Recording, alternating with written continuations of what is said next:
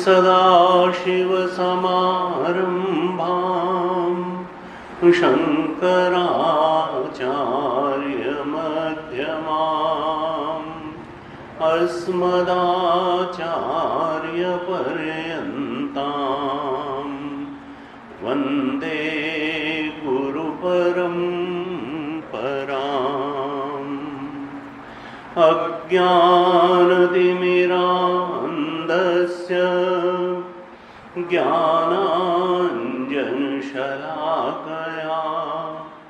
चक्षुरुन्मीलितं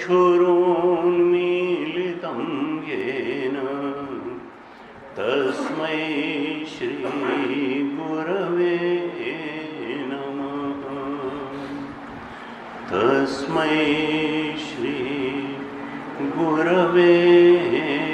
नमः। शांति मंत्र का पाठ करते हैं। ओम भद्रं कर्णेभिः शृणुयाम देवाः।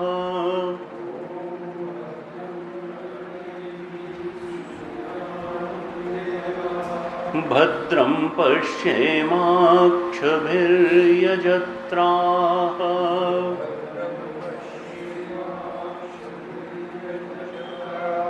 स्थिरैरङ्गैस्तुष्टुवागंसस्तनूभिः।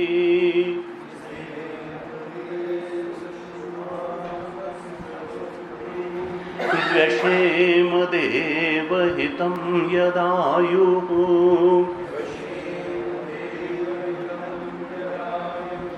स्वस्ति न इन्द्रो वृद्धश्रवाः।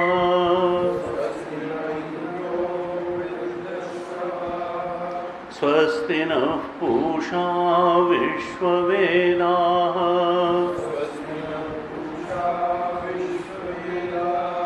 स्वस्ति नस्तार्क्ष्यो अरिष्टनेमिः।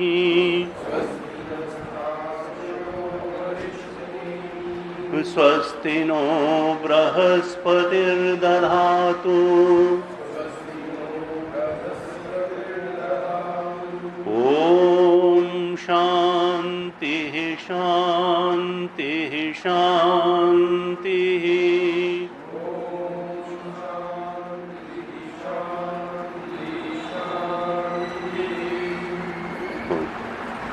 जरा इसको देखिए या फिर उसको बच्चे को बुलाइए गोविंद के, या तो यहीं से देखिए कुछ ये, हाँ कुछ लूज है या कुछ ठीक नहीं है। आज इसने गोविंद चला गया है, इसने बच्चे ने उसके ठीक नहीं। हरिओम हरिओम हरिओम हरिओम हरिओम हरिओम। थोड़ा धीमा करिए, बहुत तेज। हरिओम हरिओम हरिओम हरिओम हरिओम हरिओम हरिओम हरिओम हरिओम हरिओम हरिओम। हरिओम हरिओम। हाँ कुछ ठीक है, हरिओम। अभी भी तेज है, हरिओम हरिओम। अब कुछ ठीक है, हरिओम। ठीक है, तेज है, अब ठीक है, हरिओम। और दूर कर देते हैं इसको, हरिओम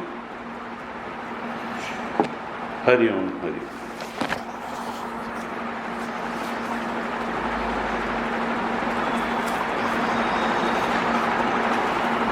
दूसरे मुंडक के पहले खंड का पाठ करें।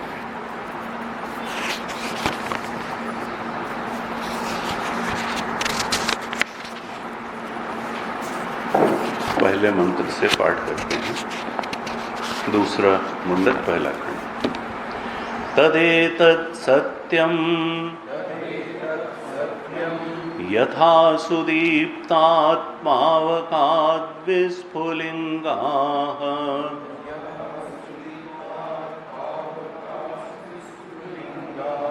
सहस्रशः प्रभवन्ते सरूपाः तथाक्षरात् विविधाः सौम्यभावाः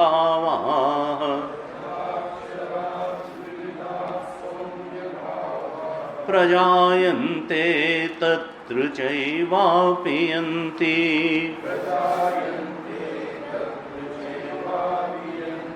दिव्यो ह्यमूर्तः पुरुषः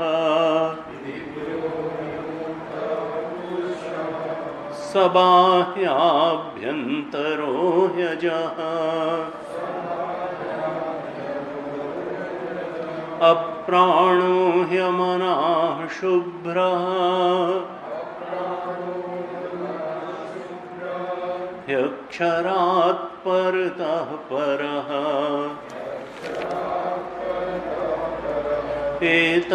एतस्माज्जायते प्राणः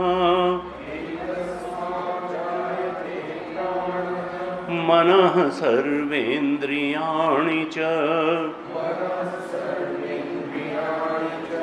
खं वायुर्ज्योतिरापः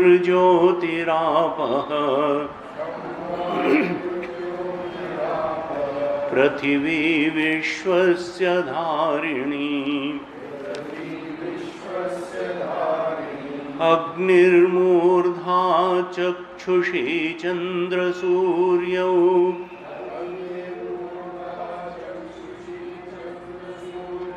दिशः श्रोत्रे वाग्विव्रताश्च वेदाः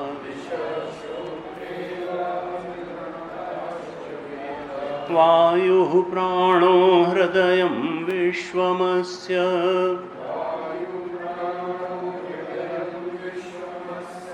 पद्भ्यां पृथिवी ह्येष सर्वभूतान्तरात्मा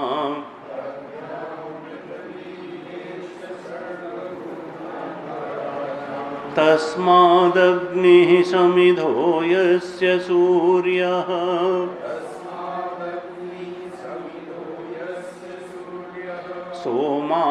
सोमात्पर्जन्यः ओषधयः पृथिव्याम्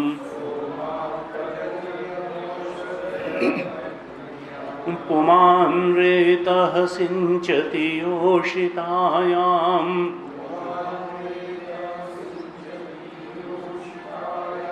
बह्वीः प्रजाः पुरुषात् सम्प्रसूताः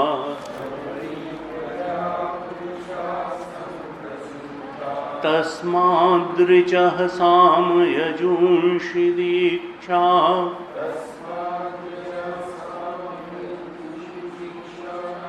यज्ञाश्च सर्वे क्रतवो दक्षिणाश्च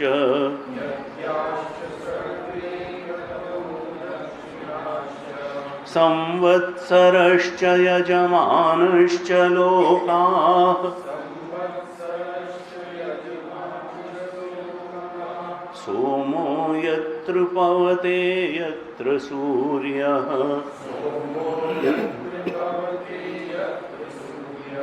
तस्माच्च देवा बहुधा सम्प्रसूताः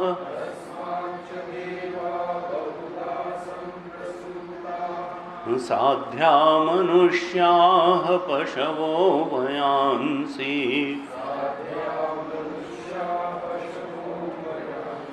प्राणापानो व्रीह्यवौ तपश्च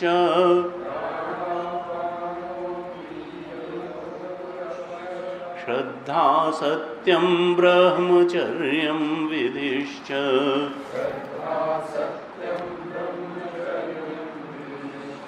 सप्त प्राणाः प्रभवन्ति तस्मात् सप्तार्चिषः समिधः सप्त होमाः सप्त इमे लोका येषु चरन्ति प्राणाः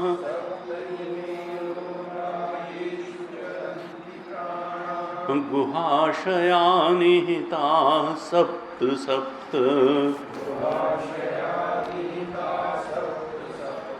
अतः समुद्रा गिरयश्च सर्वे अस्मात् स्यन्दन्ते सिन्धवः सर्वरूपाः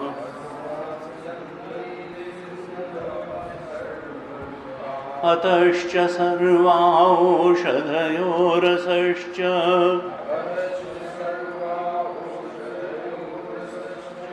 येनैष भूतैस्तिष्ठते ह्यन्तरात्मा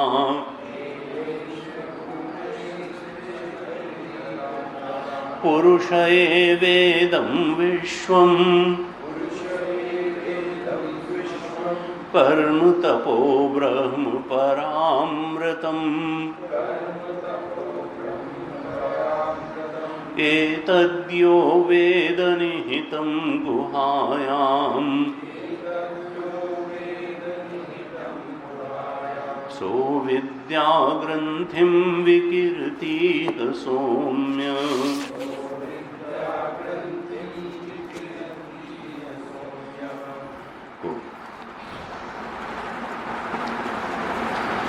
दूसरे खंड में दूसरे मुंडक में अब श्रुति सीधे सीधे ब्रह्म ज्ञान का उपदेश कर रही है।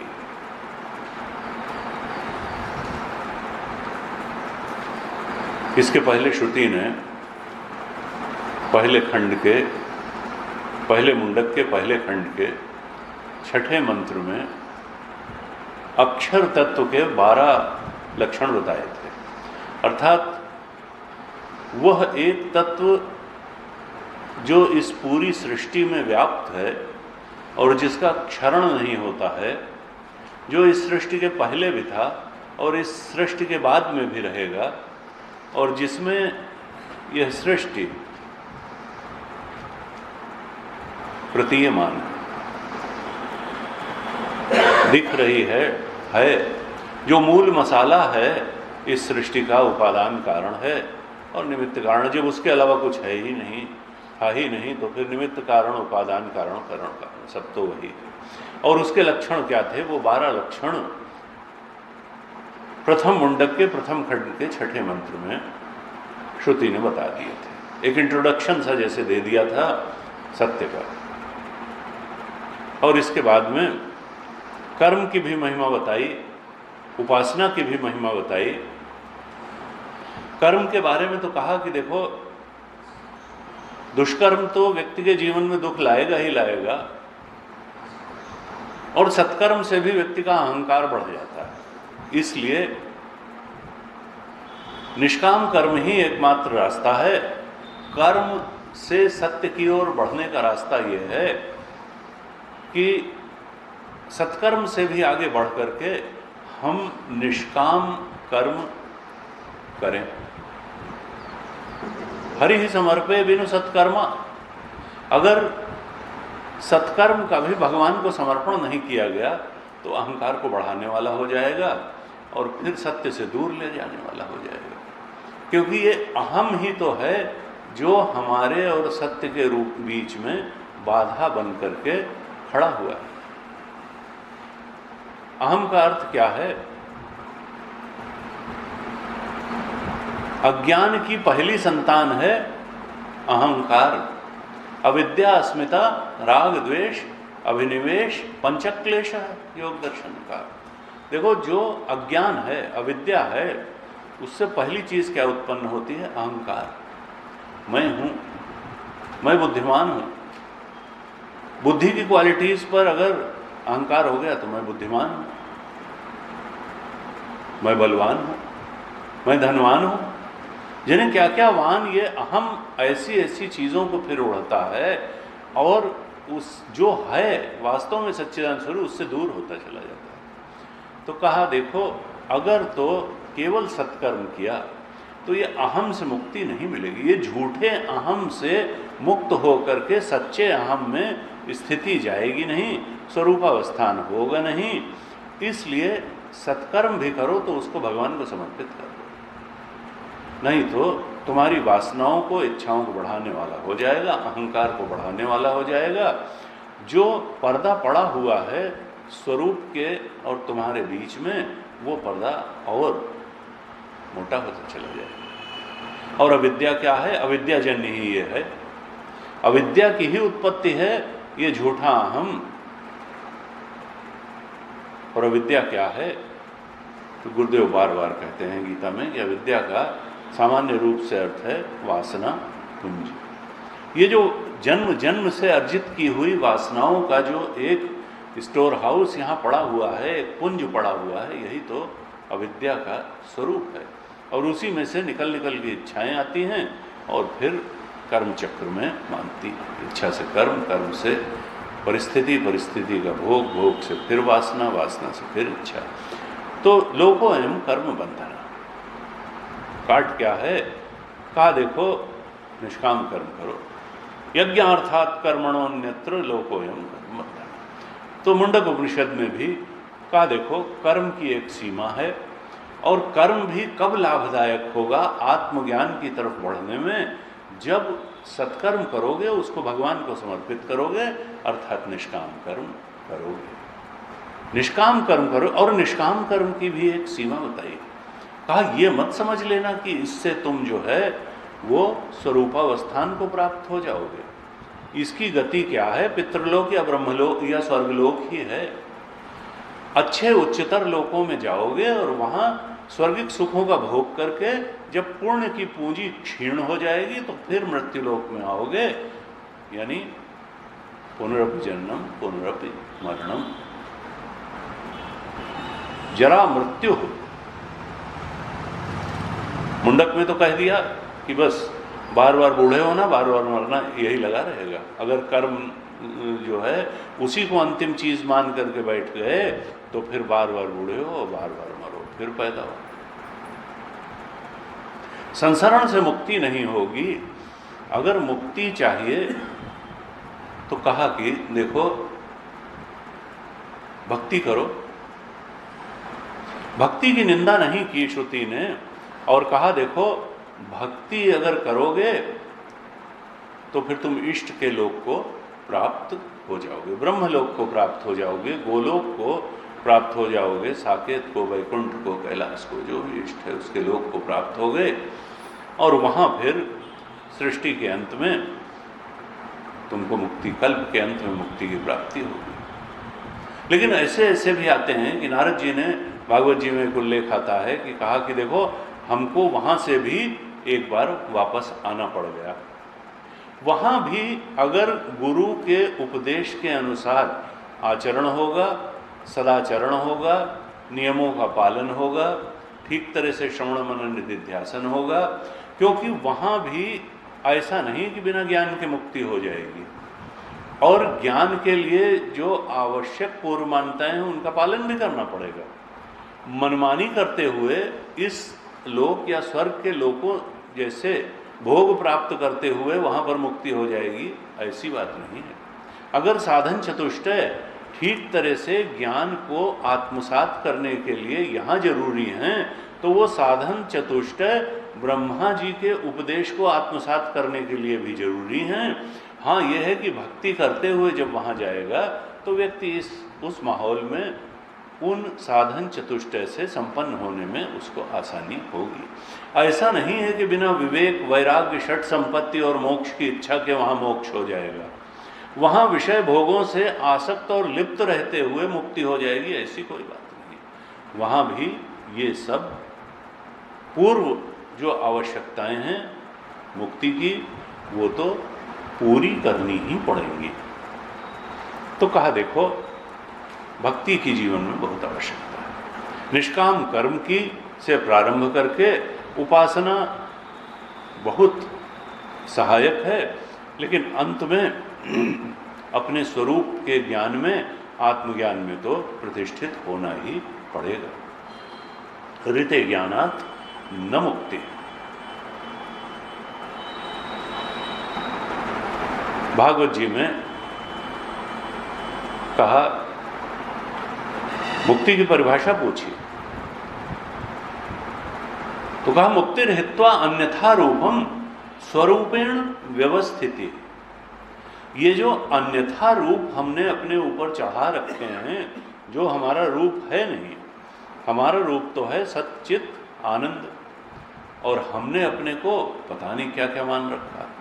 तो कहा मुक्ति क्या है कि ये जो अन्यथा रूप हमने अपने ऊपर परत दर परत चढ़ा रखे हैं, ये अन्यथा रूपों को छोड़ देना, हित्वा हटा देना।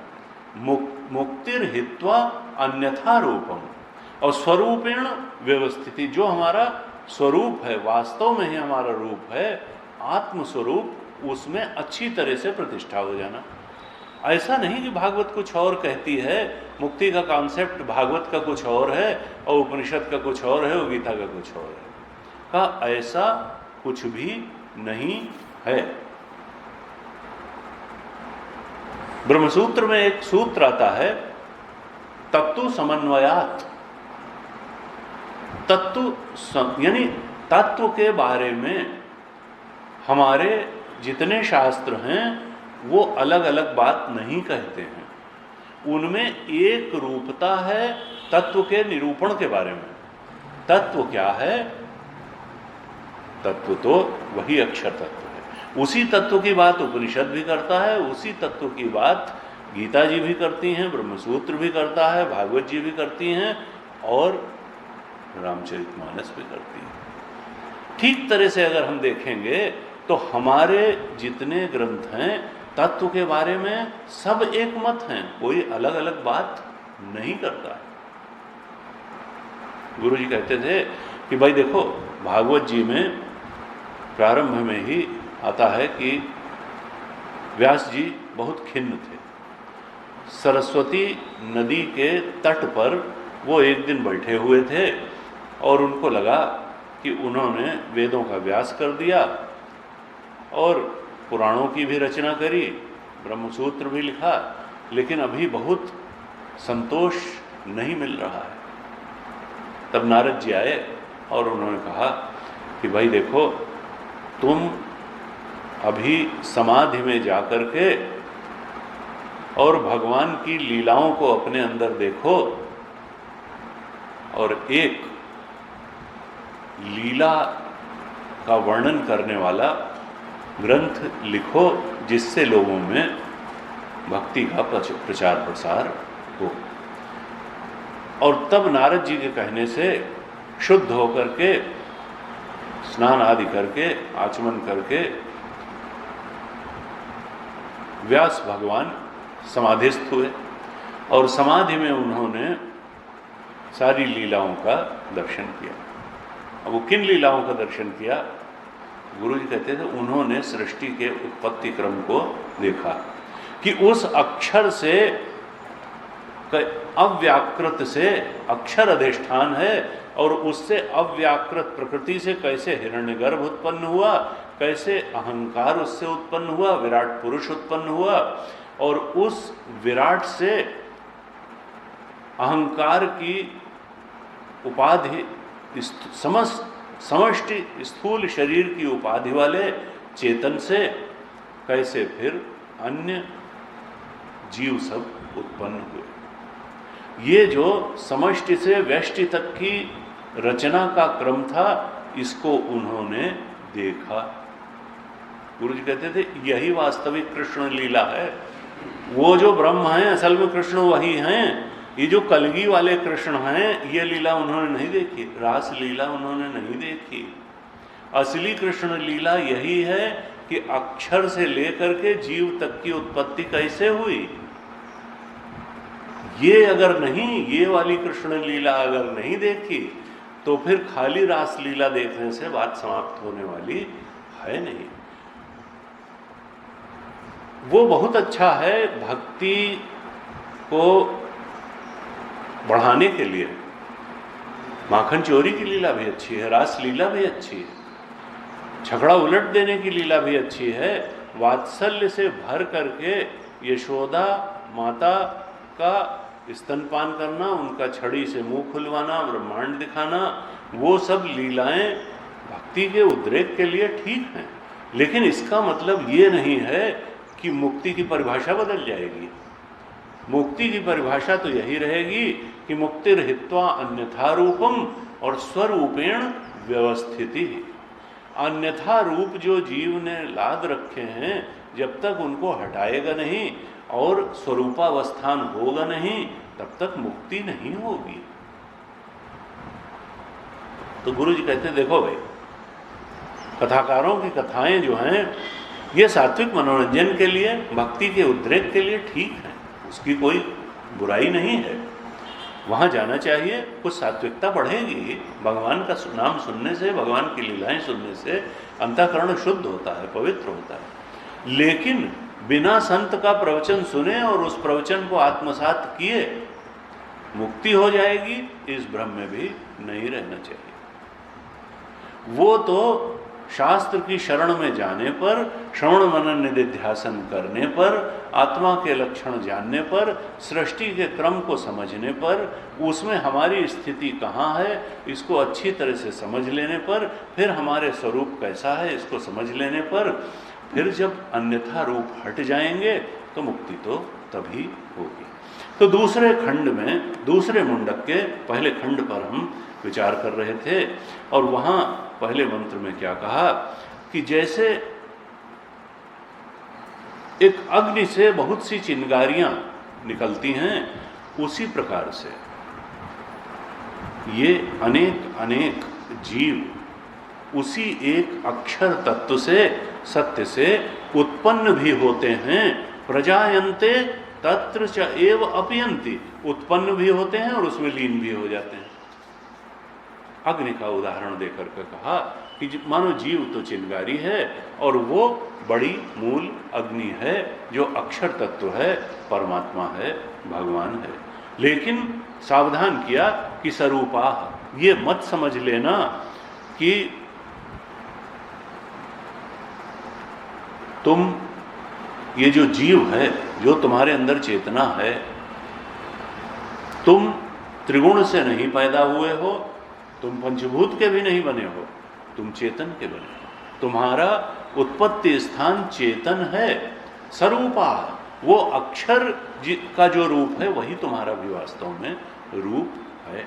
अगर वो सच्चिदानंद स्वरूप है तो तुम भी सच्चिदानंद स्वरूप ही हो। ये जो तीन देहों की उपाधि है, ये तो उपाधि है, कर्मवश तुमने इसको अपनी मान रखा है। तुम्हारा जो रूप है वो तो स्वरूपा है, जो भगवान का रूप है, जो अक्षर तत्व का रूप है, वही तुम्हारा रूप भी है। क्या कहना चाहते हैं? और दूसरे मंत्र में फिर 9 लक्षण उसके बता दिए थे। दिव्यो ह्यमूर्तः पुरुषः सबाह्याभ्यंतरो यज अप्राणो ह्यमना शुभ्र यक्षरात् परतः परः। देखो वो तो दिव्य है और वो दिव्य है तो तुम भी दिव्य हो, क्योंकि तुम तो स्वरूपा हो। दिव्य अर्थात चेतन हो तुम। अमूर्तः, तुम्हारा कोई आकार वाकार नहीं है।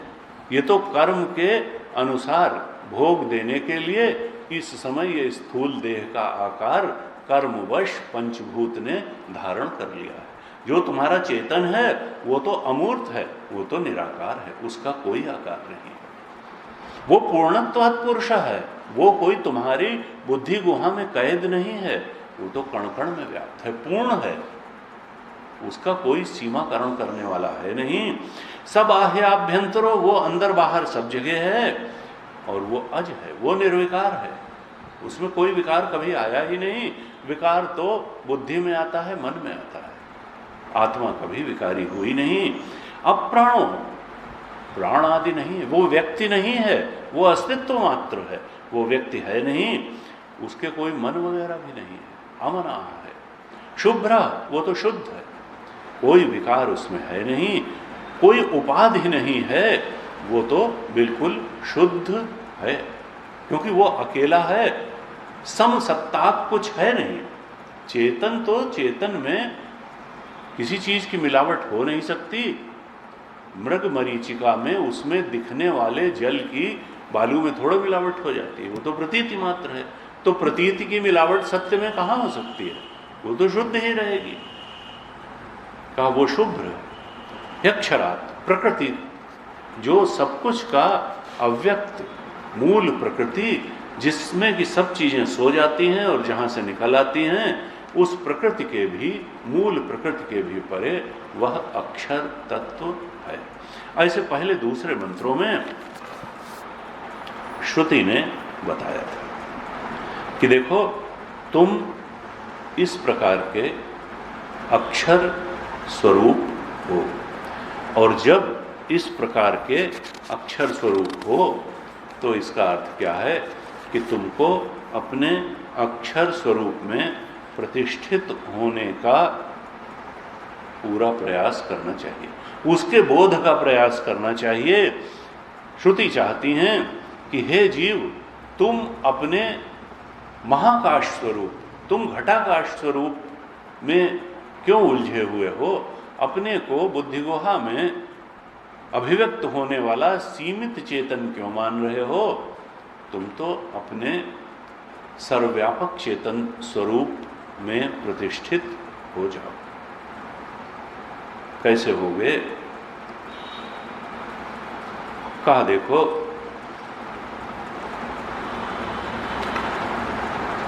केनोपनिषद में कहा प्रतिबोध विदितम मतम अमृतत्वम हि विन्दते, आत्मना विन्दते वीर्यम विद्या विन्दते अमृतम। प्रतिबोध विदितम मतम, देखो एक एक बोध, एक एक वृत्ति, एक एक विचार में वह चेतन अपने को अभिव्यक्त करता है। बिना चेतन के कोई विचार तो हो ही नहीं सकता। प्रतिबोध विदितम मतम अमृतत्वम ही विन्दते, तुम एक एक वृत्ति को पकड़ करके अगर उसका विश्लेषण करने में समर्थ हो जाओ तो हर वृत्ति में चेतन अपने स्वरूप को अभिव्यक्त कर रहा है। क्योंकि वृत्ति चेतन, विषयाकार चेतन के अलावा वृत्ति कुछ होती नहीं। चेतन जब विषय का आकार ले लेता है तब हमको समझ में आता है कि इस समय ये है, इस समय शत्रु के विषय वाली वृत्ति है, इस समय मित्र के विषय वाली वृत्ति है, इस समय सुख गर्भिणी वृत्ति है, इस समय दुख गर्भावृत्ति है। यानी हर वृत्ति के गर्भ में एक विषय होता है, लेकिन उस वृत्ति का मूल स्वरूप क्या है? मूल स्वरूप तो चेतन ही है। अगर हम विषय को थोड़ा अलग हटा करके वृत्ति के बोध में प्रतिष्ठित हो सकें तो वही तो चेतन है। हम चेतन के बोध में, हम विषय को बहुत महत्व दे देते हैं और वह चेतन जो विषयाकार हो करके हमारे बोध में आता है, उस चेतन की तरफ से ध्यान हट जाता है। इसीलिए कहते हैं कि जब हम दृष्टा होते हैं अपने ही विचारों के, अर्थात विषय के ही तो दृष्टा होंगे, तो वो दृष्टा जो होता है सिर्फ देखने वाला, विषय से मिल न जाने वाला, वो तो चेतन स्वरूप ही होता है। क्योंकि वहां पर अगर वो विषय को ग्रहण नहीं कर रहा है तो फिर वो चेतन मात्र ही है। विषय से मिलने के बाद ही वो वृत्ति का स्वरूप धारण कर लेता है और तब हम शुद्ध चेतन की अनुभूति से वंचित हो जाते हैं। इसीलिए कहते हैं अपने दृष्टा स्वरूप में प्रतिष्ठित होने का प्रयास करो, अर्थात अपनी ही वृत्तियों के साक्षी हो। वह दृष्टा आत्मा ही है, वह आत्मचेतन ही है। बस उसके बाद बात क्या बचती है कि शास्त्र के सहारे से उसके ब्रह्म स्वरूप के बोध में प्रतिष्ठित होना, कि ये कोई हमारे अंदर बैठा हुआ दृष्टा नहीं है, ये तो सर्वव्यापक दृष्टा है।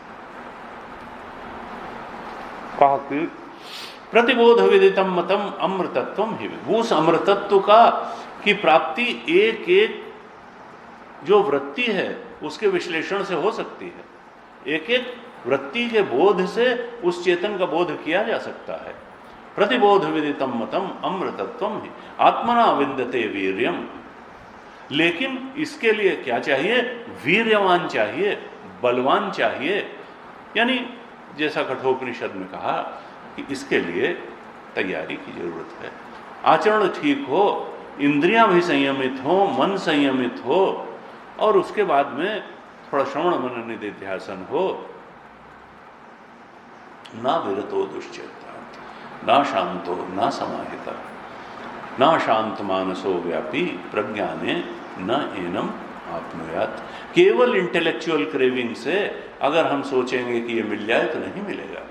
इसके लिए तो आचरण भी सुधारना पड़ेगा, इंद्रिय संयम भी करना पड़ेगा, मन संयम भी करना पड़ेगा, और फिर इस प्रकार से शुद्ध हुई बुद्धि से श्रवण निधिध्यासन करना पड़ेगा।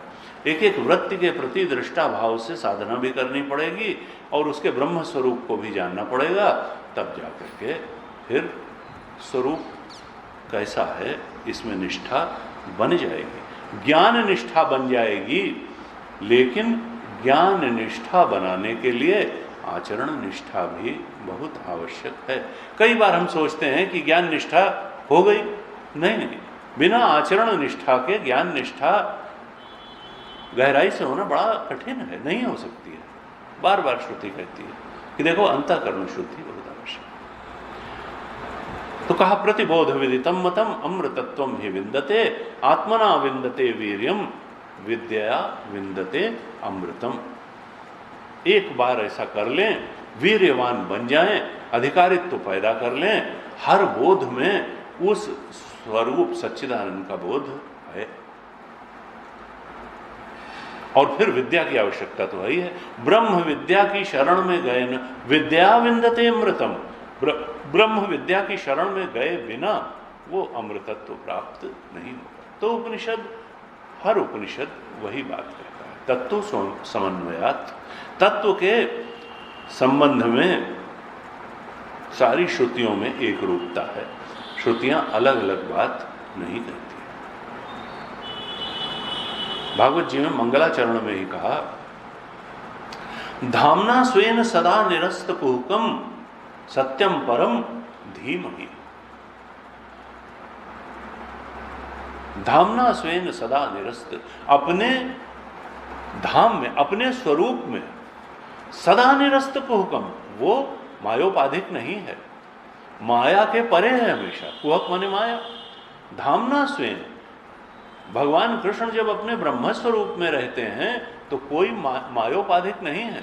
संभवामि आत्ममाया, वो तो भक्तों पर कृपा करने के लिए अपनी माया को स्वीकार करके तब एक विग्रह धारण करके आते हैं, लेकिन अपने स्वरूप में कैसे हैं? धामना स्वयं सदा निरस्त कुहकम, वहां कोई माया की उपाधि नहीं है। कुहक माया, धामना स्वयं अपने धाम में वो माया के परे होकर के ही रहते हैं। सदा निरस्त कुहकम, अपना जो वास्तविक स्वरूप है, सच्चिदानंद रूपाय है, वहां पर सदा निरस्त कुहकम, वहां तो माया उनको छू भी नहीं जाती है। सत्यम परम धीमहि, कहा उस समय उनका स्वरूप क्या है? परम सत्य का ही है। ऋषि कहते हैं कि मैं उनके उसी स्वरूप का ध्यान करता हूं, धीमहि। अर्थात सर्वोच्च ध्यान क्या है, सर्वोच्च प्राप्ति क्या है? धामना स्वयं, वह परमात्मा जो उपाधि के परे है, प्रकृति के परे है, जो अक्षर तत्व है, जो मायातीत है, सदा निरस्त कुहकम, उसका ध्यान, वो जो परम सत्य रूप है, उसका ध्यान हम करते हैं। अर्थात क्या है? देखो, सोपाधिक ये उपाधि कर्म के अनुसार जीवों को भोग देने के लिए जगत का निर्माण ईश्वर ने किया है, और यहां व्यवस्था बनाए रखने के लिए भक्तों को लीला दिखा करके थोड़ा प्रेरित करने के लिए, पार ले जाने के लिए इस संसार के भगवान अवतार ग्रहण करके भी आते हैं। उसको कोई मनाही नहीं की हमारे शास्त्रों में। लेकिन फिर मुक्ति कैसे होगी? मुक्ति तो तभी होगी जब अन्यथा रूप हटाएंगे और हम उस अक्षर तत्व के बोध में प्रतिष्ठित हो जाएंगे, जो पर अक्षरात परतः परा, जो सब कुछ के परे है। कहा देखो, श्रुति कई तरह से इसका बखान करती है। यहां कहा अग्नि और चिंगारियों के रूप में बताया मुंडक उपनिषद में। कठोपनिषद में क्या कहा था? छाया तपो ब्रह्मविदो वदंती। ये जीव और ब्रह्म का रिलेशन क्या बताया था? छाया तपो, आतप और छाया, यानी प्रकाश और अंधकार। ब्रह्मविद इनका संबंध कैसे बताते हैं? जीव का और परमात्मा का, जैसे एक प्रकाश रूप है और दूसरा उसकी छाया रूप है। छाया तपो ब्रह्मविदो वदंती। यहां चिंगारी से बता करके तो स्वरूपा बता दिया कि देखो वो तो वैसा ही है जैसा परमात्मा है, अगर वो चेतन है तो तुम भी चेतन हो। और वहां क्या बताया था? देखो कई तरीके से श्रुति सत्य तक पहुंचाने का प्रयास करती है कि देखो अब छाया तो कोई सत्य होता नहीं, छाया तो वास्तव में कुछ होती ही नहीं है। प्रकाश जो है, प्रकाश ही तो सत्य होता है। प्रकाश की अनुपस्थिति का नाम ही तो छाया होता है। छाया कोई अपने आप में पॉजिटिव चीज तो है नहीं। प्रकाश नहीं है तो छाया का अस्तित्व है। अगर प्रकाश वहां भी हो जाए तो छाया रहेगी नहीं। यानी कोई ऑब्स्टेकल है जो कि प्रकाश को कहीं तक पहुंचने नहीं दे रहा है, तो इस कारण छाया है। छाया का अस्तित्व ही तब है जब प्रकाश अपने सही स्वरूप में किसी स्थान पर न पड़ पाए, तो फिर वहां छाया हो जाती है। तो वहां पे क्या कहा था? छाया तपो ब्रह्मविद। ये जीव जो है ये छाया रूप है, और परमात्मा जो वास्तव में चेतन है, अक्षर है, वो प्रकाश रूप है। अब ये कौन चीज है जो जीव में को छाया रूप बना देती है? कहा वो तुम्हारा अज्ञान है, वासना है, अविद्या है। अविद्या बीच में ऐसी खड़ी हो जाती है कि जीव जो है वो आ जाता है। कहा देखो कालुष्य आ जाता है, कालिमा आ जाती है, तमाम सारे कल्मश घेर लेते हैं, और उन कल्मश के कारण जीव स्वरूप में प्रतिष्ठित हो नहीं पाता, अपने प्रकाश स्वरूप में प्रतिष्ठित नहीं हो पाता, अपने छाया स्वरूप को ही जान पाता है। और जबकि है कैसा? आतप। छाया है नहीं, है तो आतप। तो छाया से मुक्ति हो जाए किसी प्रकार से, तब जो है बात बने। का मुक्ति कैसे हो? गीता जी में कहा कि देखो तुम कर्ता हो, इस बात को तुम नकार ही नहीं सकते हो कि तुम कर्ता और भोक्ता हो। कर्ता क्यों हो? क्योंकि तुमको भोग चाहिए, तो भोग की परिस्थितियों का निर्माण करने के लिए ही तो तुम कर्ता हो। और किस लिए कर्म करते हो? कि ऐसी ऐसी परिस्थिति चाहिए, उस परिस्थिति का भोग चाहिए, इसलिए हम कर्म करते हैं। इच्छा तो भोग की होती है, कोई कर्म की इच्छा थोड़े होती है। और उस भोग को प्राप्त करने के लिए कर्म करता है, इच्छा पूरी करने के लिए कर्म करता है। कहा देखो तुम कर्ता हो, इस बात को तुम नकार नहीं सकते हो, और जब तक तुम कर्ता बने हुए हो तब तक रास्ता यही है कि तुम देखो कि तुम किस स्तर के कर्ता हो। तुम तामसिक करता हो कि तुम राजसिक करता हो कि तुम सात्विक करता हो। अगर तो तुम तामसिक करता हो तो फिर तुम वहां से उठ करके राजसिक करता बनो, और अगर तुम राजसिक करता हो, क्योंकि राजसिक करता बनने से भी बात बनेगी नहीं, तुम अपने छाया स्वरूप से ऊपर उठ करके अपने प्रकाश स्वरूप में पहुंच नहीं पाओगे, अपने आत्मबोध में स्थित नहीं हो पाओगे। अगर तो तुम राजसिक कर्ता हो तो तुमको वहां से उठ के सात्विक कर्ता बनना ही पड़ेगा। क्यों? क्योंकि सात्विक कर्ता ही इस बात को जान जाता है कि सुख हमारी आत्मा से भिन्न वस्तु का नाम नहीं है। सात्विक कर्ता इस बात को बिल्कुल स्पष्ट रूप से इस बोध को प्राप्त कर लेता है कि हमसे अलग न कुछ सत्य है, न कुछ सुंदर है और न कुछ सुखद है। ये सत्यम शिवम सुंदरम जो कल्याणकारी है, जो सुखद है, आनंद देने वाला है, वो हमारा आत्मा ही है। ये सत्य स्वरूप आत्मा है, ज्ञान स्वरूप आत्मा है, आनंद स्वरूप आत्मा ही है। इस बात को अगर जानना है तो सात्विक कर्ता बनना ही पड़ेगा। गीता जी में कहा कि देखो राजसिक कर्ता कौन है। कहा रागी कर्म फल प्रेप्सु लुब्धो हिंसात्मको अशुचि हर्ष शोकान्वित कर्ता राजसः परिकीर्तितः। 18वें अध्याय का 27वां श्लोक। गीता जी में कहा देखो राजसिक कर्ता कौन है। हर्ष शोकान्वित, जो थोड़ी सी सफलता मिली और हर्ष से भर गया। देखो तो कितना बड़ा अचीवमेंट हो गया। उन्होंने कहा सपने होए भिखारी नृप रंक नाकपति होए जागे लाभ न हानि कछु तिमि प्रपंच जी जियोए। अरे भाई ये सपने के ही अचीवमेंट हैं और सपने के ही फेल्योर हैं, और इसमें तुम कहाँ जो है इतने खुश होने और दुखी होने को में पड़े हुए हो। कहा हर्ष शोकान्विता करता, जो थोड़ी सी बात में हर्षित हो जाता है और थोड़ी सी बात में विषादग्रस्त हो जाता है, ऐसा हर्ष और शोक से बात बात में भर जाने वाला जो करता है वो राजसिक करता है। और ऐसा वो क्यों करता है? कहा रागी कर्म फल प्रेप्सु, उसको हमेशा कर्म फल की इच्छा बनी रहती है। वो हमेशा कर्म फल के ही पीछे भागते हुए कर्म करता रहता है। उस कर्ता का उद्देश्य क्या होता है? कर्म फल प्रेप्सु, वो कर्म फल की ही इच्छा वाला होता है और रागी होता है। रागी का अर्थ क्या है कि वो सोचता है कि हमसे बाहर जो इंद्रियों के विषय हैं वही सत्य हैं, इंद्रियों के विषय ही सत्य हैं, इंद्रियों के विषय ही सुंदर हैं और इंद्रियों के विषय ही सुखद हैं। उसकी सत्य सुंदर और सुखद की कल्पना आत्मा में नहीं होती बल्कि विषयों में होती है, और इसलिए उस कल्पना के चलते वो रागी हो जाता है, आसक्त हो जाता है, राग करता है। किससे? विषयों से, और उन्हीं को पाने के पीछे दौड़ता है। कर्म फल प्रेप्सु, और यही नहीं लुब्ध हो, उनसे लुब्ध हो जाता है, लुभा जाता है, बार बार उनसे इतना ज्यादा आसक्त हो जाता है कि उनके लोभ से भर जाता है।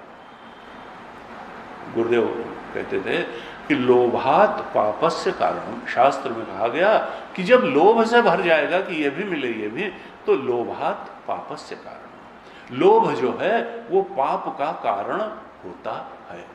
पहले आदमी सोचेगा ठीक तरह से मिल जाए, और अगर लोभ बहुत बढ़ गया तो फिर तरीका ठीक हो चाहे न ठीक हो, हमको तो ये मिलना ही चाहिए।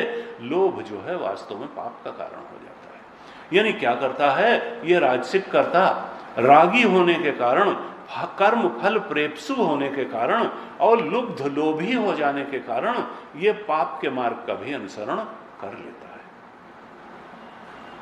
कहा हिंसात्मको, जब पाप के मार्ग का अनुसरण करेगा तो चाहे किसी का हक छीनना पड़े, किसी को मारना पड़े, किसी के मन को दुखाना पड़े, किसी के हक को वो हिंसात्मको हो जाता है। उसको किसी दूसरे की संवेदना की और उसकी हानि की परवाह ही नहीं करते रहती है, वो हिंसक हो जाता है। लोभ के कारण वो किस मार्ग का अनुसरण करता है? हिंसक हो जाता है। और अशुचि, अशुचि का मतलब दुष्ट, दुष्टता पर उतर, हिंसक हो जाता है, दुष्टता के मार्ग का अनुसरण कर लेता है। क्यों?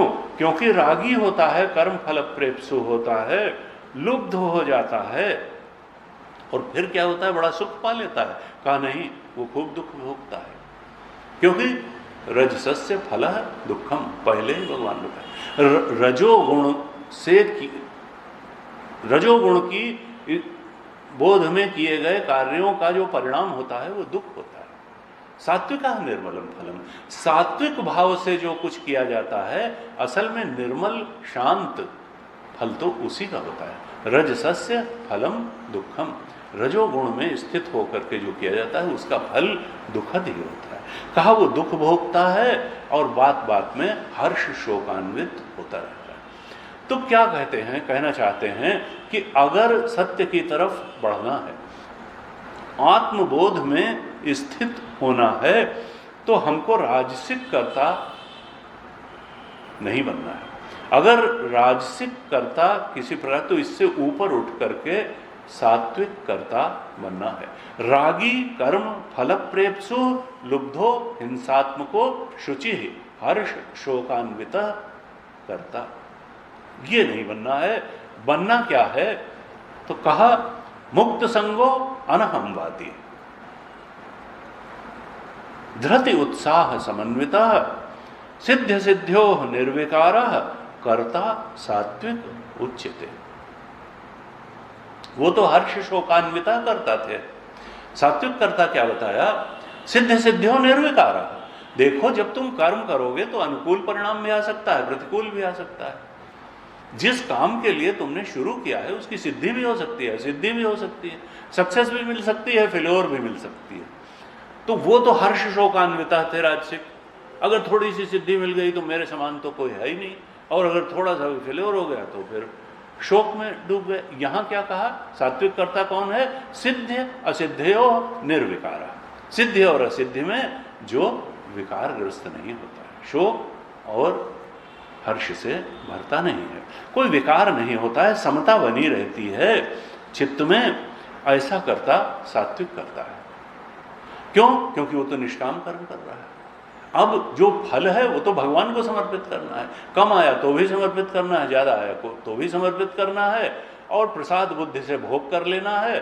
बाकी तो संसार है, इसमें बह रहा है, कौन क्या लेके आया और कौन क्या लेकर के जाएगा। थोड़ी चीजें ही तो चाहिए जीवन चलाने के लिए, तो फल जो भी आएगा उसको हम प्रसाद भाव से ग्रहण करेंगे और बाकी भगवान के चरणों में समर्पित कर देंगे। भगवान की प्रेरणा से ही कर्म हुआ है और फल भी भगवान को ही समर्पित होगा। कहा ऐसा जो करता होगा वो तो सात्विक करता होगा। कहा मुक्त संगो अनहमवादी, वो क्या है, मुक्त संगो, ये तो कर्म फल प्रेप्सु थे, रागी थे। राजसिक करता रागी था, लेकिन सात्विक करता मुक्त संगो है। ये आसक्त नहीं है, विषयों में आसक्त होकर के कर्म नहीं करता है, बल्कि ये जानते हुए कर्म करता है कि देखो सुख जो है वो विषय में नहीं है, सुख तो आत्मा का ही स्वरूप है। हमारे स्वयं के अस्तित्व से भिन्न सुख कहीं नहीं है, और चित्त शांत रहेगा तो उस सुख की अनुभूति होगी। अशांतस्य कुतः सुखम। दूरेण ह्यवरम कर्म बुद्धि योगात् धनंजय। देखो ये जो सकाम कर्म है ये तो बहुत निकृष्ट है। दूरेण ह्यवरम कर्म बुद्धि योगात् धनंजय। कहा कि देखो सकाम कर्म तुमको दीन बना देगा, इसलिए तुम निष्काम कर्म की शरण में जाओ। बुद्धौ शरणम अन्विच्छ कृपणा फलेत। बुद्धि योग की, कर्म योग की शरण में जाओ। तो ये जो सात्विक करता है इस बोध में प्रतिष्ठित होकर के कर्म करता है कि देखो सुख जो है वास्तविक सुख मुझसे भिन्न नहीं है, और यह भी जानता है कि जीवन में अगर कोई उपलब्धि हुई है तो कोई हमारी ताकत से ही नहीं हुई। कई बार क्या होता है कि जब हम सफल हो जाते हैं तो सोचते हैं देखा क्या टैलेंट थी हमारी, हमने क्या क्या क्या नहीं कर दिया, क्या achieve, what an achievement and what an achiever, कितने बड़े अचीवर हम हैं। उनका ये सात्विक कर्ता जानता है कि अगर किसी को लाइफ में कोई अचीवमेंट होता है तो उसके पीछे बहुत लोगों का सहयोग होता है। यूनिवर्सिटी हमने नहीं बनाई, सिद्धवाड़ी का वेदांत प्रशिक्षण केंद्र हमने नहीं बनाया, वो गुरुदेव ने बनाया। अगर गुरुदेव न बनाते तो कहाँ जाके पढ़ लेते? अगर यूनिवर्सिटी समाज ने पहले से न बनाई होती तो हम कहाँ जा करके पढ़ लेते? कितने लोगों का कंठ, अगर हमारे पिताजी ने अच्छे स्कूल में एडमिशन न कराया होता तो कहाँ से? तो कहा कि देखो, हजार हजार लोगों का सहयोग होता है तब किसी व्यक्ति को कुछ सफलता मिलती है। लेकिन सफलता पाने के बाद सामान्य रूप से व्यक्ति भूल जाता है कि ये सफलता हमारी अकेले की नहीं है, इसमें अनेक अनेक लोगों का योगदान है।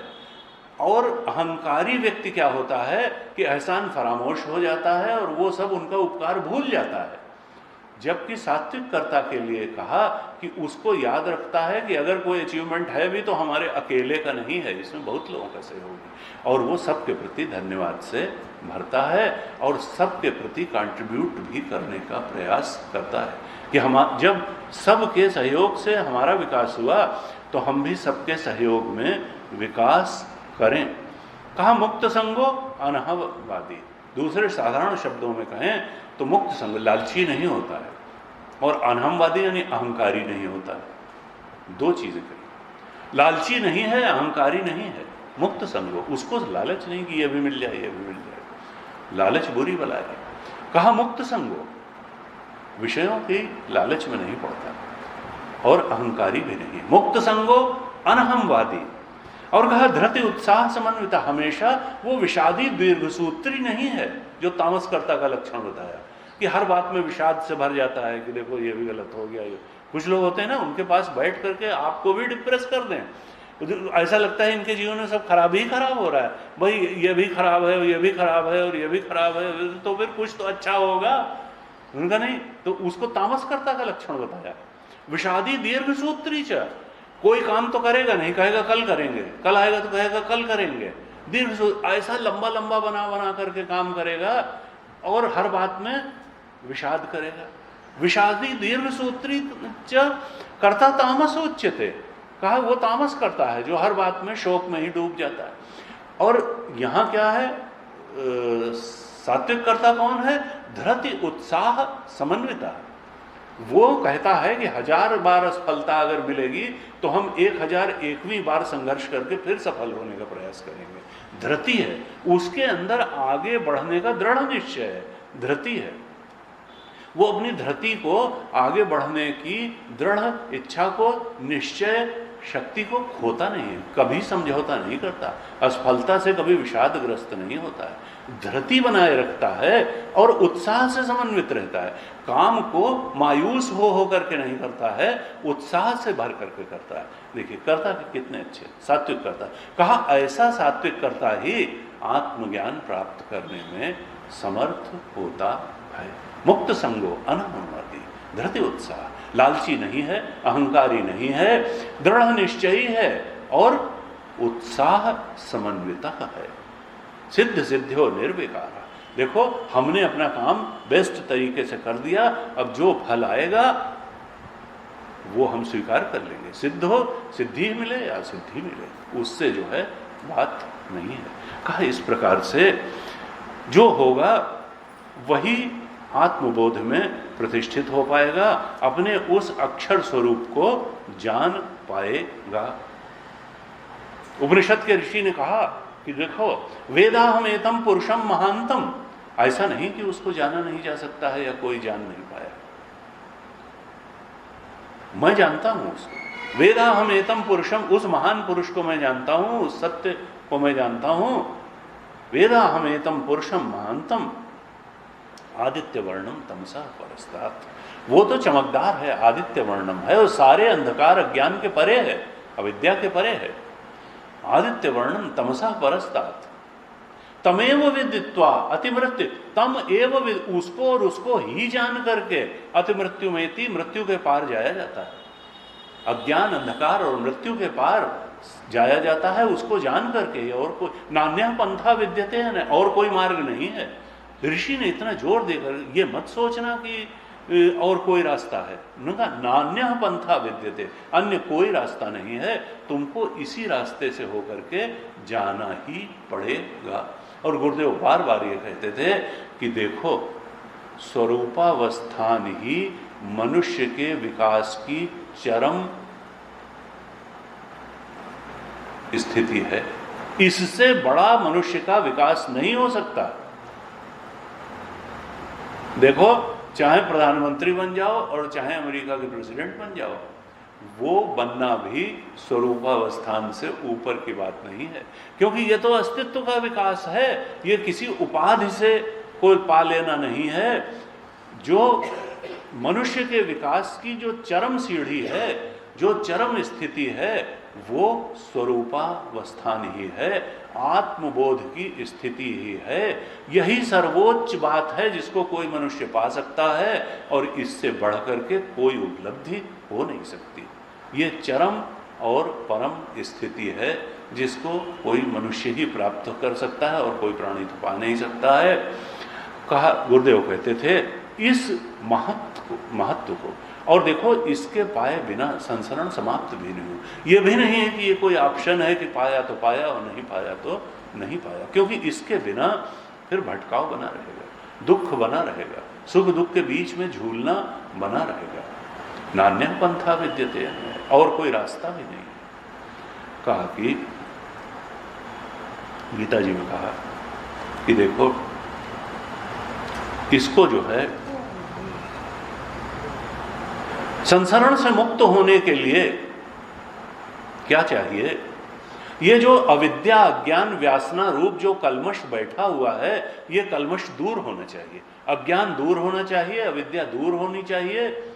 और जब ये अविद्या दूर होगी, अज्ञान दूर होगा, वासना पुंज जल जाएगा, ज्ञानाग्नि सर्व कर्माणि भस्मसात् कुरुते, ये भस्म हो जाएगा, कलमश दूर हो जाएंगे, तब संसरण की समाप्ति हो जाएगी और सत्य के बोध में प्रतिष्ठा हो जाएगी। 5वें अध्याय में कहा, 17वें श्लोक में, गच्छन्त्य अपुनरावृत्तिम ज्ञान निर्धूत कल्मषा, गच्छन्ति अपुनरावृत्तिम। देखो, और कुछ भी तुम करते रहोगे, ये आ ब्रह्म भुवना लोकाः पुनरावर्तिनो अर्जुन, ब्रह्म लोक से भी पुनरावर्तन संभव है। आ ब्रह्म भुवना लोकाः पुनरावर्तिनो अर्जुन माम उपैत्य तो कौन्तेय पुनर्जन्म न विद्यते। देखो, मुझे प्राप्त करके, माम का मतलब है अपने आत्मा के रूप में जो मैं बैठा हुआ हूं, उस आत्म तत्व को प्राप्त करके ही पुनर्जन्म न विद्यते, संसरण से समाप्ति हो जाएगी। ये तो 8वें अध्याय में कहा। 5वें अध्याय में 17वें श्लोक में क्या कहते हैं? गच्छन्ति अपुनरावृत्तिम, ये पुनरावृत्ति का समाप्त हो जाना, ऐसी स्थिति में पहुंच जाना जहां अपुनरावृत्ति है, आना जाना खत्म हो गया। और कैसे वो मिलेगी? ज्ञान निर्धूत कल्मषा, ये जो कल्मश है, ये जो वासना है, ये जो अज्ञान है स्वरूप का, ये ज्ञान से जब जल जाए, ज्ञान निर्धूत कल्मषा, ज्ञान से जब सारे कल्मश जल जाएंगे तो अपुनरावृत्ति की स्थिति में ये जीव पहुंच जाएगा, अपने आत्म स्वरूप के बोध में प्रतिष्ठित हो जाएगा। लेकिन ये आए कैसे? ये ज्ञान क्या है? और ये कल्मश के जलाने की स्थिति कैसे पहुंचे? अपुनरावृत्ति में, आत्म स्वरूप में कैसे स्थित हो? तो पहली लाइन इसी श्लोक की कहती है, तद्बुद्धया। देखो, उसको अपनी बुद्धि में बसा लो। तुम्हारी बुद्धि आत्मचिंतन करे। चिंतन कब करेगी? जब कुछ मसाला होगा, यानी श्रवण भी करना पड़ेगा, तब तो मनन होगा और तब तो निधिध्यासन होगा। अर्थात गुरु की शरण में जा करके श्रवण मनन निधिध्यासन करो, उस आत्मदेव के बारे में श्रवण करो, मनन करो, निधिध्यासन करो। तद्बुद्धया, अपनी बुद्धि में उसको बसाओ। तदात्मान, मन को भी वहीं लगा दो। तन्निष्ठा, उसी में निष्ठा करो, ये मत निष्ठा करो, विषय निष्ठ मत बनो, आत्मनिष्ठ बनो। तन्निष्ठा तत्परायण, यानी उसी को जीवन का परम लक्ष्य मानो। बाकी सब लक्ष्य काम चलाऊ लक्ष्य हैं, इस देह के लिए हैं और देह तक हैं। तत्परायण, परम और चरम लक्ष्य तुम आत्मबोध में प्रतिष्ठा को ही मानो। परम लक्ष्य उसको मानो, मन बुद्धि में उसको बसाओ और उसी में निष्ठा करो। अगर ये 4 चीजें कर लोगे तो फिर गच्छन्ते अपुनरावृत्तिम ज्ञान निर्धूत कल्मषा, तुम अपुनरावृत्ति की उस आत्मबोध की दशा में पहुंच जाओगे और जो अज्ञान का अंधकार है वो नष्ट हो जाएगा, कल्मश वासना पुंज नष्ट हो जाएगा। इस प्रकार से देखिए, गीता भी वही तत्व समन्वय, सारी श्रुतियां तत्व के बारे में वही कहती हैं और मार्ग में वही बताती हैं। ऐसा भी नहीं कि मार्ग अलग अलग है। गीता जी भी वही बता रही हैं, श्रुति भी वही बता रही है, सारी श्रुतियां वही बता रही हैं। तीसरे मंत्र में क्या कहते हैं मुंडकोपनिषद के, कि ये जो पहले तो दूसरे मंत्र में क्या बताया कि चेतन के लक्षण बता दिए, अक्षर के लक्षण बता दिए। पहले मंत्र में बताया कि देखो जीव भी वही है, जो अग्नि है वही चिंगारियां हैं, स्वरूपा हैं, और अक्षर ही स्वरूप है, अक्षर से ही पैदा हुआ है, तो उसको अक्षर के ही बोध में, अपने वास्तविक स्वरूप के बोध में स्थित होना है। कैसे स्थित होगा? जो दूसरे मंत्र में 9 लक्षण बताए, दिव्य ह्यमूर्तः पुरुषः, इन लक्षणों के आधार पर अपने स्वरूप में का निश्चय करना है, अपने स्वरूप में निष्ठा करनी है और अपने इस स्वरूप के बोध में प्रतिष्ठित होना है। अब अगर वही सत्य है और वही स्वरूप है तो फिर जगत की क्या स्थिति है? कभी जगत से मुंह मोड़ करके तो नहीं रहा जा सकता है। अगर सत्य एकमात्र अक्षर तत्व ही है तो फिर जगत की स्थिति क्या है? हमको तो समझ में आता है कि आकाश भी है, वायु भी है, अग्नि भी है, जल भी है, पृथ्वी भी है, और ये शरीर भी हैं, और शरीर में सांस भी चल रही है, और इंद्रियां भी हैं, आंख भी है, नाक भी है, कान भी है, त्वचा भी है, हाथ भी है, पैर भी। तो फिर सबका एक्सप्लेनेशन होना चाहिए। तो श्रुति अगर ये जानती है कि अक्षर सत्य है, तो अब वो ये बताने की कोशिश कर रही है, श्रुति समझाती है कि तो फिर ये सब क्या है? पंचभूत क्या है? तुम्हारी कर्मेंद्रियां क्या हैं? तुम्हारी ज्ञानेंद्रियों की स्थिति क्या है? तुम्हारी कर्मेंद्रियों की स्थिति क्या है? पंचभूत की स्थिति क्या है? पंचभूत से बने हुए इस जगत की स्थिति क्या है? तीसरे मंत्र में कहते हैं कि देखो, एतस्मात् जायते प्राण, ये जो अक्षर तत्व हमने बताया दूसरे मंत्र में, दिव्यो ह्यमूर्तः पुरुषः, इसी से एतस्मात्, तैत्तिरीय में 2 शब्द कहे, तस्मात् एतस्मात्। जिसको समझ में नहीं आता, आत्म तत्व का बोध नहीं है, वो कहेगा तस्मात्। अच्छा, उसी अक्षर तत्व से ये निकला। और जिसको मालूम है वो कहेगा एतस्मात्। अच्छा, ये जो आत्म चेतन हमें अपने अंदर अनुभव हो रहा है, इसी से ये सब बना। तो ये यहाँ पर क्या कहा, यहाँ थोड़ा उन्नत साधक मान रहे हैं। तो श्रुति कहती एतस्मात्, जिस चेतन को तुम अपने अंदर अनुभव कर रहे हो, जिसको मंत्र 2 में हमने दिव्यो ह्यमूर्तः पुरुषः बताया है, एतस्मात्, इसी आत्म चैतन्य से एतस्मात् जायते प्राणः। ये जो प्राण है, जिसको तुम अपने अंदर फेफड़े को संकुचन और प्रसार की शक्ति के रूप में अनुभव कर रहे हो, जिस शक्ति से कॉन्ट्रैक्शन और एक्सपेंशन हो रहा है फेफड़ों का, उसी से तो असल में तो जब फेफड़ा सिकुड़ता और फैलता है तो सांस अंदर आती जाती है। सांस के जाने से नहीं फेफड़ा, असली तो प्राण शक्ति है वो जो फेफड़े को सिकोड़ती है, फैलाती है। कहा वो जो शक्ति है वो, और कहते हैं कि वो देखिए, वो चेतन शक्ति बीच की है। विवेकानंद जी ये बहुत कहते थे, ये एक ऐसी, और सब तो अनैच्छिक क्रियाएं हो रही हैं। हम अपने डाइजेशन के तमाम प्रोसेसेस को कंट्रोल नहीं कर सकते हैं। हम जो है तमाम इंटरनल ऑर्गन्स की वर्किंग को नहीं कंट्रोल, वहाँ भी प्राण शक्ति काम कर रही है, लेकिन वो ऐच्छिक, ये एक ऐसा फेफड़े के संकुचन और प्रसार की शक्ति ऐसी है कि ये अनैच्छिक भी है और ऐच्छिक भी है, वॉलंटरी भी है और इनवॉलंटरी भी है। अगर हम उस पर ध्यान नहीं देंगे तो इनवॉलंटरी वो होता रहेगा। फेफड़े का वो शक्ति इनवॉलंटरली, अनैच्छिक रूप से कार्य करती रहेगी और सांस आती जाती रहेगी। लेकिन हम चाहें तो वॉलंटरली इसको रोक सकते हैं, बढ़ा सकते हैं, इसीलिए प्राणायाम कहते हैं। यही वो प्रकटीकरण है फेफड़े के संकुचन और प्रसार का, जहां उस चेतन को हम चाहें तो कंट्रोल भी कर लें और चाहे उदासीन हो जाएं। इसीलिए असल में उस शक्ति का नियंत्रण है प्राणायाम, उस चेतन शक्ति का, कि अब हमने कुंभक कर लिया, अंतर कुंभक कर लिया, बाह्य कुंभक कर लिया। हमने जो सांस लेने का टाइम उसको निर्धारित कर लिया कि नहीं 15 सेकंड में लेंगे, 10 सेकंड में लेंगे, 20 सेकंड में छोड़ेंगे और 40 सेकंड तक सांस को रोकेंगे। हम ये काम कर सकते हैं। तो कहा ये जो है ये फिर प्राणों का आयाम, प्राणों को नियंत्रित करना, रोकना। कहा एतस्मात् जाय, ये प्राण कहां से उत्पन्न हुआ? कहा उस आत्म चैतन्य से ही प्राण उत्पन्न हुआ।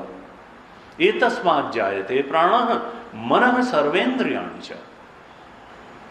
ये मन कहां से उत्पन्न हुआ?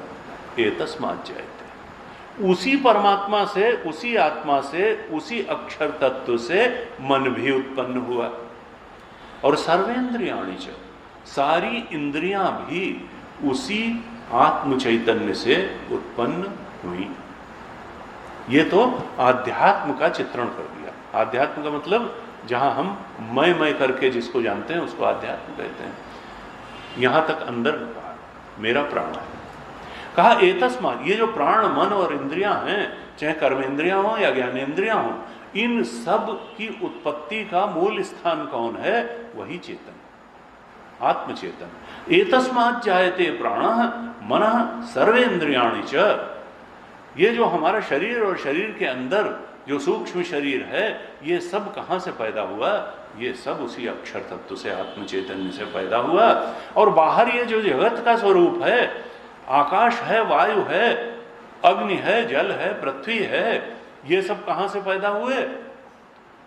कहा वो भी ये तस्मात् जायते, उसी अक्षर तत्व से, उसी आत्म चैतन्य से खम अर्थात आकाश भी पैदा हुआ। आकाश भी उसी आत्मचेतन से पैदा हुआ। वायु भी उसी आत्मचेतन से पैदा हुई। ज्योति अर्थात अग्नि भी उसी आत्म चैतन्य से पैदा हुई। और आपह अर्थात जल भी उसी आत्मचेतन से उत्पन्न हुआ। पृथ्वी भी उसी आत्मचेतन से उत्पन्न हुई, जो विश्वस्य धारणी है, जो सारे विश्व को धारण करती है। क्या कहा कि आध्यात्म में जो कुछ है, इस शरीर और शरीर में जो कुछ है, वो भी उसी अक्षर तत्व आत्मचेतन से पैदा हुआ। और इस जगत में जो कुछ है वो भी उसी आत्मचेतन से, उसी अक्षर तत्व से उत्पन्न हुआ। मतलब क्या हुआ कि श्रुति क्या चाहती है कि देखो, पहले तो तुम आत्म चैतन्य को जानो मंत्र 2 के अनुसार। मंत्र 2 के अनुसार, दिव्य ह्यमूर्तः पुरुषः के अनुसार आत्म चैतन्य को जानो। और फिर जगत क्या है और तुम्हारे ये शरीर तुम्हारा क्या है और जगत का शरीर जो है ये क्या है, इसको मंत्र 3 के अनुसार जानो।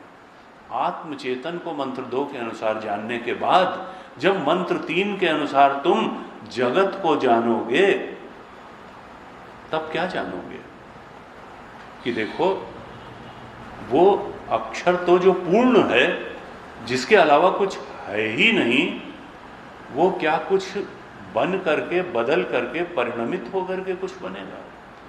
का नहीं, उसमें तो विकार हो ही नहीं सकता है। जो निर्विकार है, जो सारी उपाधियों के परे है, उससे अगर उपाधियां हैं तो इन उपाधियों का स्वरूप क्या है? विवर्त ही है। अर्थात ये आभासी सत्ता है, ये प्रातीतिक सत्ता है, ये अविद्या के कारण अविद्यक जीव को अनुभव में आने वाली है। दृढ़ करके न शरीर का अस्तित्व है, न जगत का अस्तित्व है। वास्तविक अस्तित्व, पारमार्थिक अस्तित्व तो केवल चेतन का ही है। इनका जो उसके अलावा जो इससे बनी हुई चीजें हैं, जो इससे उत्पन्न चीजें हैं, उनका अस्तित्व वास्तव में प्रातीतिक ही है।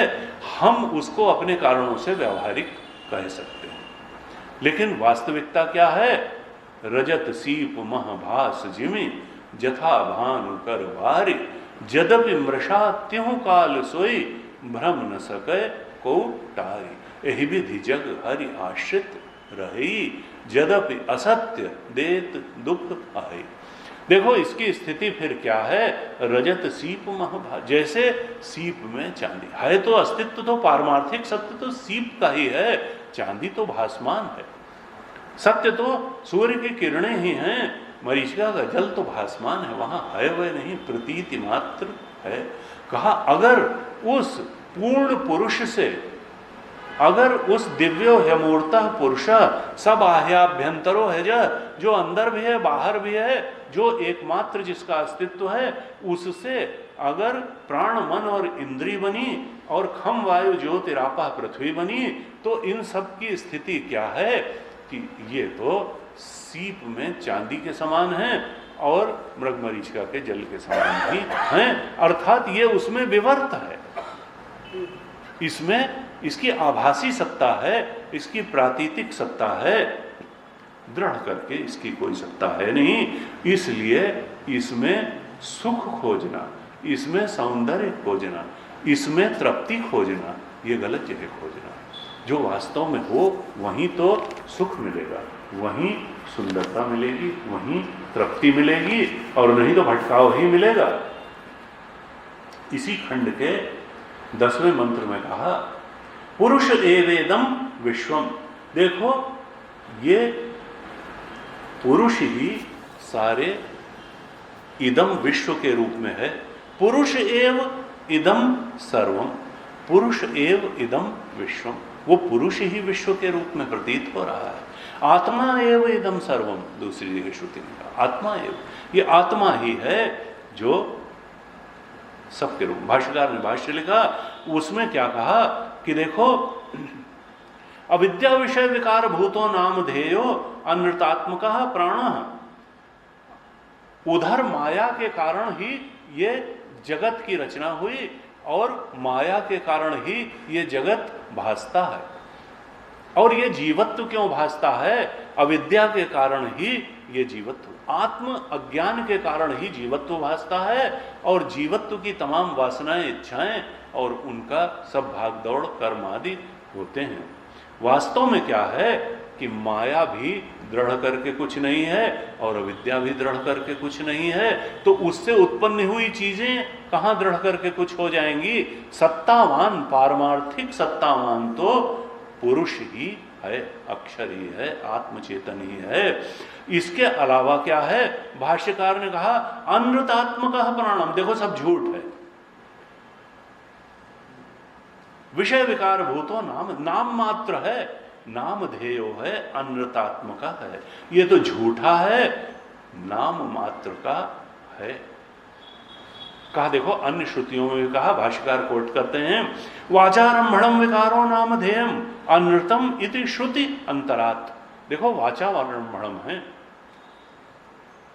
कहा ये तो वाणी का खेल है, ये नाम रूप मात्र है, उसी अक्षर तत्व में एक आकार हो गया है। अहम आकार में, आकार के आकर्षण में फंस करके सत्य को देख नहीं पाते, और फिर अस्ति भाति प्रियम नाम रूप, दृग्दृश्य विवेक में कहा कि किसी भी चीज में 5 चीजें होती हैं वस्तु में, अस्ति भाति प्रियम, उसमें अस्तित्व है, उसमें भासमान कराने की और हम में उसकी पहचान की क्षमता है। भाति चीजें जन्मा सकती हैं और हम जान सकते हैं, तो हमारे अंदर जो जानने की क्षमता है और चीजों में जन्माने की क्षमता है, वो कहां से आई? अस्ति, वो लगता है चीजें हैं और हमको भी लगता है हम हैं। ये अस्ति का भाव कहां से आया? भाति कहां से हुई? और प्रियम, उसमें प्रियता का भाव है और हमको भी चीजें अच्छी लगती हैं, आनंदित, ये सब कहां से आए? कहा ये 3 चीजें आत्मा का धर्म है। अस्ति भाति प्रियम ये आत्मा का गुण है, वहीं से अधिष्ठान आत्मा के कारण हमारे अंदर भी अस्ति भाति प्रियम आता है, और विषयों में भी जो अस्ति भाति प्रियता की बात है वो अधिष्ठान अक्षर तत्व पुरुष से आई। और कहा 2 चीजें हैं, नाम और रूप, असल में ये उनकी अपनी है, ये तो कुछ है ही नहीं। एक नाम हो जाता है, एक रूप, हमारा भी एक नाम हो गया, एक रूप हो गया, विषयों का भी एक नाम हो गया, एक रूप हो गया। ये 5 चीजें, इनमें 2 जो है माइक हैं, प्रातीतिक हैं, आभासिक हैं, नाम और रूप। और जो अस्ति भाति प्रियम है वही सच्चित आनंद कहें या अस्ति भाति प्रिय, वो असल में आत्मा का धर्म है। इसी कारण जगत भी सच्चा सच्चा लगता है, भाषित भी होता है, प्रिय भी लगता है, और हमको अपना अस्तित्व भी सच्चा सच्चा लगता है, हम ज्ञान भी प्राप्त करते हैं और हम आनंदित भी होते हैं। कहा लेकिन ये सब न विषयों का धर्म है और न हमारे बुद्धि मन आदि का, ये सब आत्मा का धर्म है। हम नाम रूप में ही फंस जाते हैं, उसको महत्व देते हैं। वो हटा करके अगर हम उसकी अनृतम, उसके मिथ्यात्व को देख लें और उस पुरुष एवेदम सर्वम, वो पुरुष ही अधिष्ठान रूप में है, आत्मा एव इदम सर्वम, आत्मा ही ये सर्व कुछ बना हुआ है, सर्वम खलु इदम ब्रह्म, उस ब्रह्म, उस आत्मा, उस पुरुष के बोध में प्रतिष्ठित हो जाएं। और ये सब कुछ तो आत्म चैतन्य का विवर्त ही है। ये एक बार बोध हो जाए तो फिर गुरुदेव कहते थे कि एक बार सत्य के बोध के बाद फिर व्यक्ति चाहे भी तो माया में लिप्त नहीं हो सकता है। ऐसा नहीं है कि वो भूल जाता है। एक बार सत्य का बोध होने के बाद कैसे, एक बार गुड़िया खेलना छूट गया फिर उससे खिलवा लो गुड़िया, या तो मेंटली रिटार्डेड हो, वहाँ मेंटली रिटार्डेड की भी कोई बात नहीं। एक संत थे, वो मूर्छा में गए तो वहाँ भी वो श्लोक उन्होंने बोल दिए, वो लिखवा दिए। तो कहा कि फिर एक बार ज्ञान होने के बाद में फिर अज्ञानी बनने का कोई उपाय ही नहीं है। विश्वविद्यालय आपकी डिग्री छीन सकता है, आपका ज्ञान नहीं छीन सकता। आत्मज्ञानी होने के बाद में फिर पीछे हटने का कोई उपाय ही नहीं। कहा एक बार अगर उस बोध में प्रतिष्ठित हो गए तो गच्छन्त्य अपुनरावृत्तिम ज्ञान निर्धूत कल्मषः। श्रुति माता का अनुग्रह हम सबको प्राप्त हो, उधर हम भी 2-4 कदम बढ़ें, इसी प्रार्थना के साथ आज ही। ओम पूर्णमदः पूर्णमिदं पूर्णात् पूर्णमुदच्यते पूर्णस्य पूर्णमादाय पूर्णमेवावशिष्यते। ओम शांति शांति शांति। हरि ओम। श्री गुरुभ्यो नमः। हरि ओम।